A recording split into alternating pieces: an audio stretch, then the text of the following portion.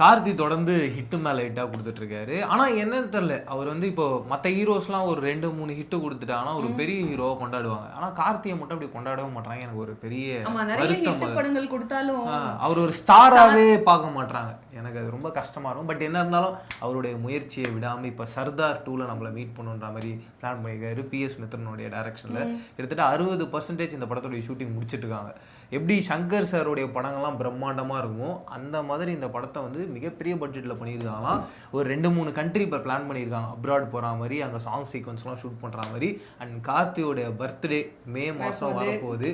அதுக்கு ட்ரீட்டாக ஒரு சூப்பரான டீசரையும் லாக் பண்ணியிருக்காங்களாம். அந்த டீசர் ரிலீஸ் ஆகும்போது அதுலேயே படத்தோடைய ரிலீஸ் டேட்டையும் அனௌன்ஸ் பண்ணிடலாம். ஆனால் இது ஜாலியாக இருக்குல்ல, யாருக்காவது பர்த்டே வந்துச்சுன்னா அவங்க நடிக்கிற படத்தோட ஃபர்ஸ்ட் லுக் ஃபேன்ஸுக்குலாம் ஃபுல்லாக ட்ரீட் தான். டீசராக இருக்கட்டும் அப்படியே கொடுத்து மோஸ்ட்லி பர்த்டேனா ட்ரீட்டுக்கு என்ன கொடுப்பாங்க? கேக் கொடுப்பாங்க, சாக்லேட் கொடுப்பாங்க, இல்லைன்னா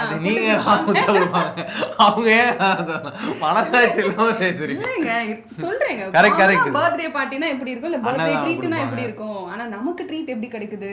அவங்க நடிச்ச படத்தோட டீசர் கிடைக்குது, ஃபர்ஸ்ட் லுக் கிடைக்குது, ஜாலி தானே.